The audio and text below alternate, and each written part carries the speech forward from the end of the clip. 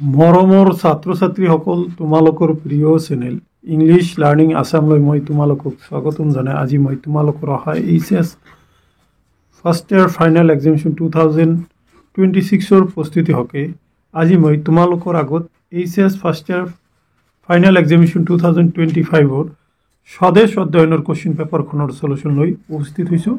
মৰমৰ ছাত্ৰ ছাত্ৰীসকল, এই ভিডিঅ'ত মই তোমালোকৰ আগত মুঠ 32 নম্বৰৰ কোৱেশ্চন পেপাৰৰ সমাধান আগবঢ়াম। আশা কৰিম এই 32 নম্বৰৰ কোৱেশ্চন পেপাৰে তোমালোকৰ যিসকলে 2026 বৰ্ষত এইচএছ ফাৰ্ষ্ট ইয়াৰ ফাইনেল এক্সামিনেশ্যন দিব তোমালোকৰ কাৰণে সহায় কৰিব। আৰু যিসকল মৰমৰ ছাত্ৰ ছাত্ৰী আজি পৰীক্ষা দিলা, তোমালোকে এই কোৱেশ্চন পেপাৰৰ আনচাৰ লগত তোমালোকে পৰীক্ষা দিয়া আনচাৰসমূহ ৰিজাই চাব পাৰা।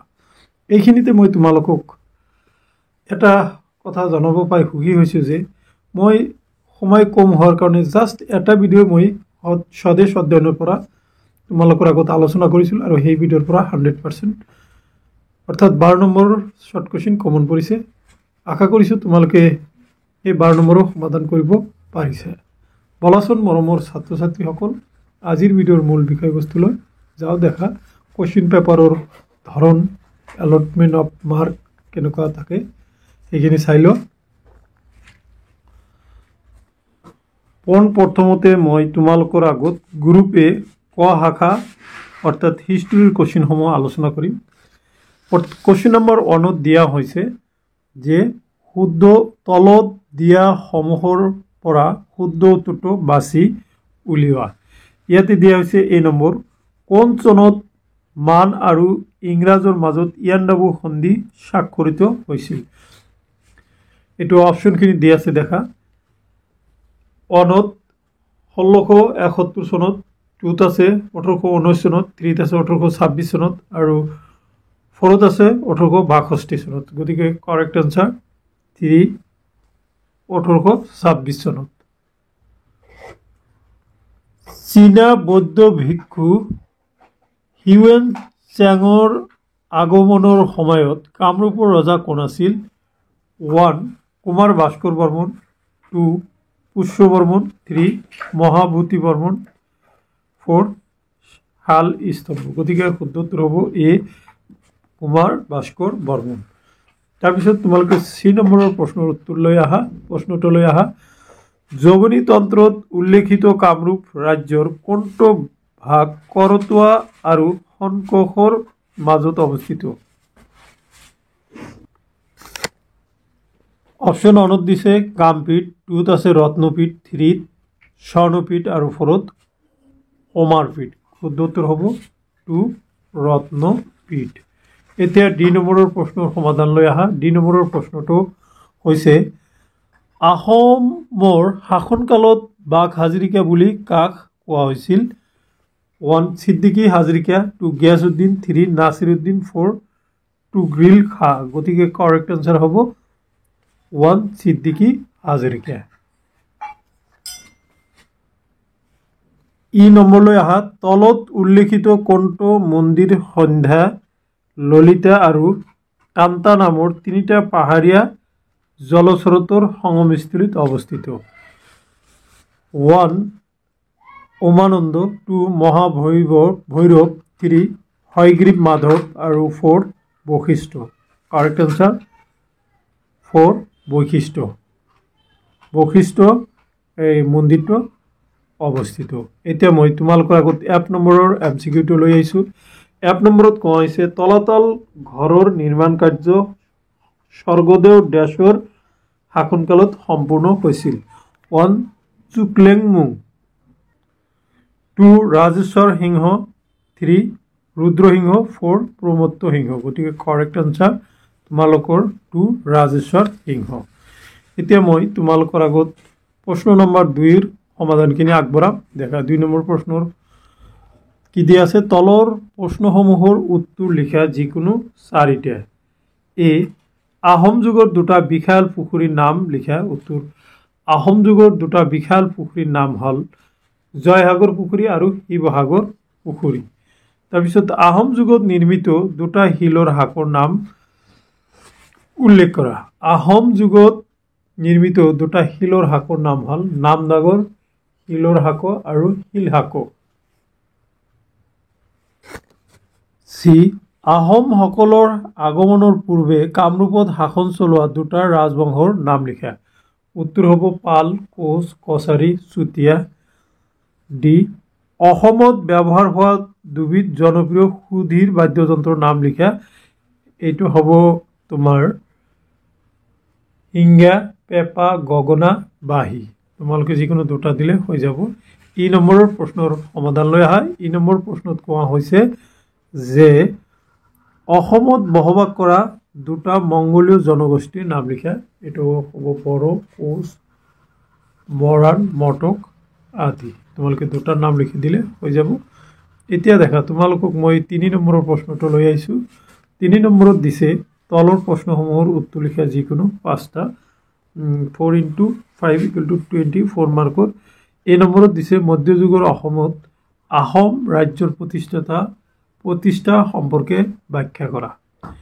এই 3 আৰু 4 নম্বৰৰ প্ৰশ্নৰ সমাধান মই এই ভিডিঅ'ত নিদিম, তোমালোকৰ নেক্সট ভিডিঅ'ৰ কাৰণে অপেক্ষা কৰিব লাগিব। বি মধ্যযুগৰ পাইক প্ৰথা আৰু সেই সময়ত অসমীয়া সমাজত ইয়াৰ প্ৰভাৱৰ ওপৰত এটা টোকা লিখা। এতিয়া চি নম্বৰ লৈ আহা। চি নম্বৰত দিয়া হৈছে যে ইয়াণ্ডাবু সন্ধিৰ পাছত অসমত কেনেদৰে খ্ৰীষ্টান ধৰ্মৰ প্ৰসাৰ ঘটিছিল, ইয়াৰ বিষয়ে এটা চমু টোকা লিখা। ডি নম্বৰ বস্তুগত ঐতিহ্য বুলিলে কি বুজা?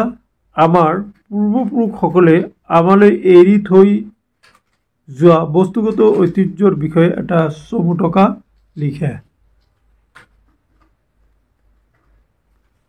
নেক্সট তোমালোকৰ প্ৰশ্নটো ই নম্বৰত দিয়া আছে অসমত সত্ৰ আৰু নামঘৰসমূহৰ গুৰুত্ব সম্পৰ্কে চমুকৈ বিশ্লেষণ কৰা। 1 নম্বৰত দিয়া আছে যে মৈদাম বুলিলে কি বুজা? আহোম ৰাজতন্ত্ৰৰ মৈদাম পৰম্পৰাৰ বিষয়ে চমুকৈ ব্যাখ্যা কৰা। এতিয়া মই তোমালোকৰ আগত 4 নম্বৰৰ প্ৰশ্ন আলোচনা কৰিম। 4 নম্বৰত দিছে এটা প্ৰশ্নই দিছে দিছে অসমত প্ৰাচীন আৰু মধ্যযুগৰ কীৰ্তিচিহ্নসমূহৰ গুৰুত্ব চমুকৈ আলোচনা কৰা। অসমীয়া সংস্কৃতিৰ জীৱনত চিত্ৰকলাৰ গুৰুত্ব ব্যাখ্যা কৰা।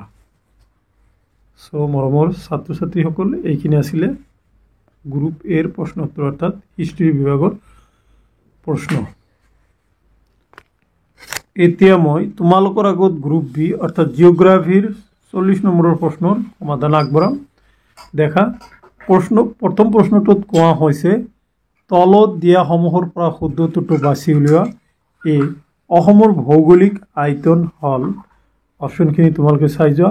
ইয়াতে দিয়া আছে অনত আছে ৭৪,৮২৩ বৰ্গ কিলোমিটাৰ, বিত আছে ৭৮,৪23 বৰ্গ কিলোমিটাৰ, 3ত আছে ৮৭,২৩৪ বৰ্গ কিলোমিটাৰ আৰু 4ত আছে ৪৭,৮23 বৰ্গ কিলোমিটাৰ। কাৰেক্ট আনসাৰ বি ৭৮,৪23 বৰ্গ কিলোমিটাৰ। অ'কে, এতিয়া বি নম্বৰলৈ আহা। নিম্নোক্ত কোনখন ব্ৰহ্মপুত্ৰৰ দক্ষিণ পাৰৰ উপনদী? 1 সোণহিৰি, 2 ডিক্ৰং, 3 দুধনৈ, 4 শোণকোষ। Correct answer 3 Dudhnoi. দুধনৈ হ'ল ব্ৰহ্মপুত্ৰৰ দক্ষিণ পাৰৰ এখন উপনদী। এতিয়া চি নম্বৰৰ প্ৰশ্নলৈ আহা। চি নম্বৰত কোৱা হৈছে নিম্ন উল্লেখিত কোনবিধ অসমত উৎপাদিত ৰবি শস্যৰ উদাহৰণ? 1 সৰিয়হ, 2 মৰাপাট, 3 কুঁহিয়াৰ, 4 বন্ধাকবি। কাৰেক্ট আনসাৰ 1 সৰিয়হ। ডি অসমৰ কোনখন নগৰত প্ৰাকৃতিক গেছ ভিত্তিক প্ৰথমটো সাৰ কাৰখানা স্থাপন কৰা হয়? উত্তৰসমূহ দিয়া আছে এনেধৰণৰ 1 ডিগবৈ, 2 আছে বঙাইগাঁও, 3 আছে নগাঁও, 4ত আছে নামৰূপ। শুদ্ধ উত্তৰ হ'ব 4 নামৰূপ। এতিয়া দেখা, নিম্ন উল্লেখিত কোনখন বন্যপ্ৰাণী অভয়াৰণ্য নগাঁও জিলাত অৱস্থিত? 1 বৰাইল, 2 লাও খোৱা কাৰেক্ট आंसर হব লাও খোৱা দেখা পানী দিহিং আৰু সোণাই ৰূপাই নহয় এপ নম্বৰলৈ আহা এপ নম্বৰত কৈছে 2011 চনৰ লোকপিয়ল অনুসৰি অসমত সাক্ষৰতাৰ হাৰ হল এটো অন নম্বৰত দিয়া আছে 77.85% 2075.26% 72.19% আৰু ফৰত আছে 71.28%. So correct answer 3 72.19%. So এইখিনি আছিলে এমসিকিউ 6টাৰ সমাধান এতিয়া মই তোমালোকৰ আগত 2 নং প্ৰশ্নসমূহৰ সমাধান দিবলৈ আগবাঢ়িছো দেখা ইয়াতে কোৱা হৈছে তলৰ প্ৰশ্নসমূহৰ উত্তৰ লিখা যিকোনো 4টা এত আছে কোন দুখন বহিৰাষ্ট্ৰ সীমাৰেখাৰ লগত অসমৰ সীমাৰেখা সংযোজিত এটো হ'ব বাংলাদেশ আৰু ভুটান বি নম্বৰ বৰাক নদীৰ উত্তৰ পাৰৰ দুখন উপনদীৰ নাম লিখা উত্তৰ জিৰি আৰু চিৰি সি ৰঙা পলসুৱা মাটি থকা অসমৰ দুখন মুখ্য জিলাৰ নাম লিখা এটো হ'ব কাছাৰ আৰু কাৰ্বি আংলং দুবিধ পুনৰ ভৱ শক্তিৰ উৎসৰ নাম লিখা পুনৰ্ভৱ মানে নৱীকৰণযোগ্য এটো হ'ব সৌৰ শক্তি বতাহ শক্তি গছ তাৰ পিছত ই নম্বৰলৈ আহা ই নম্বৰ দিছে অসমৰ দুবিধ প্ৰধান খাৰিফ শস্যৰ নাম লিখা এটো হ'ব ধান আৰু মাকৈ তোমালোকে দিব পাৰা সো এইখিনি আছিল তোমালোকৰ দুই নম্বৰৰ প্ৰশ্নৰ সমাধান এতিয়া মই তোমালোকৰ আগত 3 নম্বৰ প্ৰশ্নটো কৈ তাৰ পিছত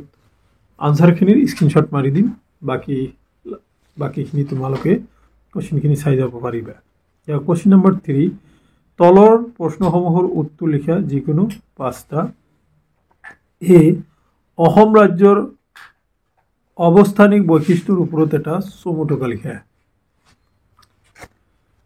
বি অসমৰ জনসংখ্যা বিতৰণত বিভিন্ন ভৌগোলিক কাৰকৰ প্ৰভাৱ সম্পৰ্কে এটা চমুটকা লিখা সি নম্বৰত দিয়া হৈছে অসমৰ ৰাষ্ট্ৰীয় উদ্যান আৰু বন্যপ্ৰাণী অভয়াৰণ্যসমূহৰ গুৰুত্ব ব্যাখ্যা কৰা ডি নম্বৰ অসমৰ চাহ খেতিৰ গুৰুত্ব চমুকৈ ব্যাখ্যা কৰা তাৰ পিছত ই নম্বৰ উদাহৰণ সহ জৈৱিক আৰু অজৈৱিক সম্পদৰ মাজত থকা পাৰ্থক্য ব্যাখ্যা কৰা